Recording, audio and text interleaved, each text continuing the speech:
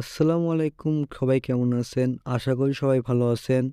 আজকে আপনাদের মাঝে আমি একটি অ্যাপ নিয়ে চলে আসলাম, যে অ্যাপ দিয়ে আপনারা যে কোনো ভিডিওর ব্যাকগ্রাউন্ড কালার চেঞ্জ করতে পারবেন এক ক্লিকেই। দেখুন, আমি এক ক্লিক করতেছি, কি সুন্দরভাবে ব্যাকগ্রাউন্ডের কালার চেঞ্জ হয়ে যাচ্ছে।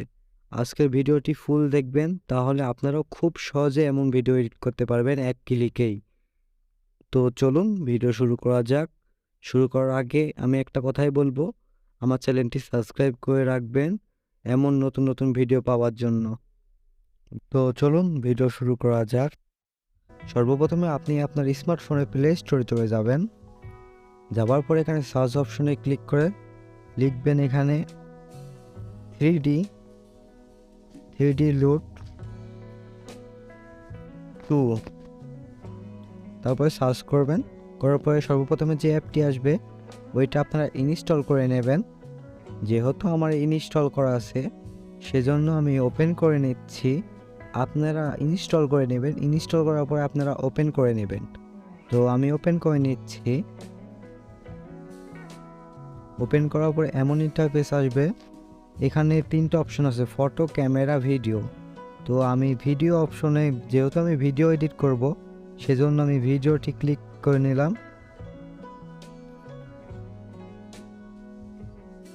নেবার পরে আপনি যে ভিডিওটি এডিট করতে চাচ্ছেন সেই ভিডিওটি আপনি নিয়ে নেবেন এখান থেকে।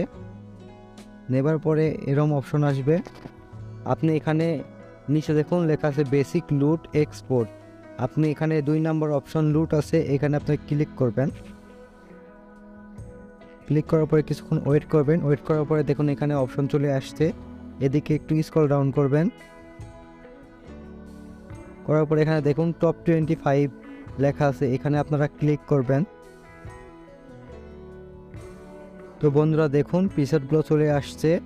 এখানে আপনি চাইলে এক ক্লিকে যে ভিডিওর কালারটি চেঞ্জ করবেন সেটাতে ক্লিক করলেই ভিডিওর কালারটি চেঞ্জ হয়ে যাবে। দেখুন আমি এক ক্লিক করলাম, কি সুন্দরভাবে ভিডিওর কালার চেঞ্জ হয়ে যাচ্ছে। আপনারাও খুব সহজেই এমনভাবে পারবেন। ভিডিওটি এক্সপোর্ট করবেন কিভাবে সব আমি দেখিয়ে দিচ্ছি, একটু দাঁড়ান। তো ভিডিওটি এক্সপোর্ট করার জন্য এখানে এক্সপোর্ট লেখা আছে, এখানে ক্লিক করবেন। নিচে দেখুন 3 নম্বর অপশন এক্সপোর্ট, এখানে ক্লিক করবেন।